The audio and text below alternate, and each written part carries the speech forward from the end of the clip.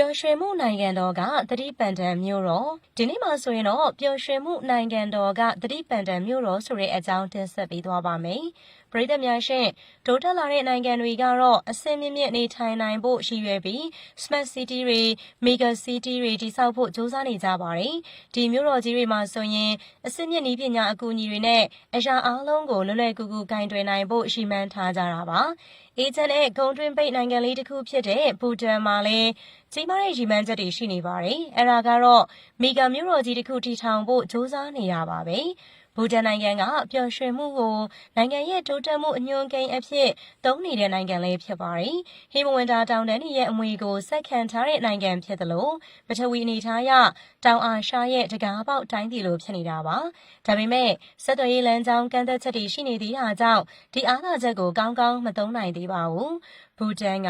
မူလအတိုင်းတည်ရှိနေတဲ့သဘာဝပတ်ဝန်းကျင်ကိုထိန်းသိမ်းမှုမှာလည်းထိတ်ဆုံးရှိနေသလိုကာဗွန်ထုတ်လွှတ်မှုကင်းစင်တဲ့နိုင်ငံလည်းဖြစ်နေတာပါ။ခီးသွွားလုပ်ငန်းကိုအရှိန်မြင့်လိုက်ရင်နိုင်ငံဝင်ငွေအမြောက်အများရနိုင်မှာဖြစ်ပေမဲ့သဘာဝပတ်ဝန်းကျင်ထိခိုက်မှာစိုးရင်လို့အကန့်အသတ်နဲ့ခွင့်ပြုထားတဲ့နိုင်ငံဆိုရင်လည်းမမှားပါဘူး။ဒီလိုသဘာဝရှိတဲ့နိုင်ငံရဲ့မီဂါပရောဂျက်ကြီးကလည်းတခြားနိုင်ငံတွေရဲ့ပရောဂျက်နဲ့လုံးလုံးကွဲထွက်နေပါတယ်။ဒီမီဂါမြို့တော်ကြီးကိုသတိပန်တန်မြို့တော်လို့နာမည်ပေးထားပါတယ်။နောက်ပြီးဒီမြို့တော်ကြီးကဘူတန်နိုင်ငံတစ်ခုတည်းရဲ့အကျိုးအတွက်ကိုရည်ရွယ်ထားတာမဟုတ်ပါဘူး။အိန္ဒိချင်းဖြစ်တဲ့အိန္ဒိယနဲ့အကျိုးတူပူးပေါင်းပြီးတော့အကောင့်ထဲဖော်နေခဲ့တာပါ။ဒီမြို့တော်ရဲ့တခြားနာမည်ကတော့ဂယ်လဖူလို့ခေါ်ကြပါတယ်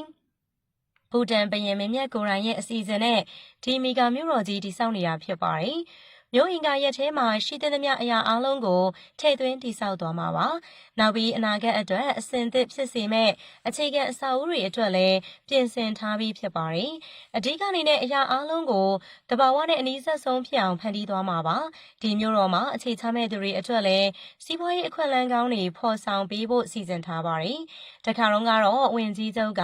ဘူတန်ဘရင်ကိုမေးခွန်းတစ်ခုမေးဘူးခဲ့တာပါ။အဲ့ဒါကတော့မီဂါမြို့တော်အဖြစ်ဖန်တီးဖို့လက်ရှိမြို့တော်သင်းဖူကိုမရွေးပဲဘာလို့ဂယ်လဖူဒေတာကိုရွေးခဲ့တာလဲဆိုတာပါပဲဘူတန်ဘရင်ကတော့ဂယ်လဖူမြို့တော်သာဖွံ့ဖြိုးသွားခဲ့ရင်ဘူတန်ရောအိန္ဒိယပါအတူတူဖွံ့ဖြိုးတိုးတက်လာမယ့်အကြောင်းရှင်းပြခဲ့ပါတယ်ဘူတန်အနေနဲ့အနာဂတ်မှာအိန္ဒိယနဲ့လက်တွဲပူးပေါင်းပြီးအတူတကွဖွံ့ဖြိုးတိုးတက်ဖို့လည်းရည်ရွယ်ထားခဲ့တာပါ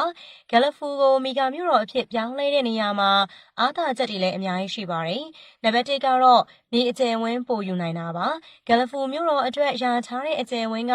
ဘူတန်နိုင်ငံလုံးရဲ့2.5 ရာခိုင်နှုန်းအထိလည်းရှိနေတာပါအကျယ်ဝန်းနေနဲ့စတူယန်ကီလိုမီတာ2500ကျော်ရှိပါတယ်အဲဒီပမာဏကလက်ရှိမြို့တော်သင်းဖူထက်ပိုပြီးအဆင်ပြေတယ်လို့မျိုးစင်ကာပူနိုင်ငံလုံးထက်လည်းပိုပြီးတော့ကျယ်ဝန်းတာဖြစ်ပါတယ်ဒီမီဂါမြို့တော်မှာတော့အစင်းမြင့်တက္ကသိုလ်တွေအခမဲ့ကျန်းမာရေးစောင့်ရှောက်မှုတွေကိုပိုင်အုပ်ချုပ်ခွင့်နဲ့ကိုပိုင်တရားစီရင်ခွင့်တွေလည်းပြဋ္ဌာန်းပေးသွားမှာဖြစ်ပါတယ်။နောက်ပြီးဘာသာရေးဆိုင်ရာရိုးရာတွေကိုလည်းအပူပင်ကင်း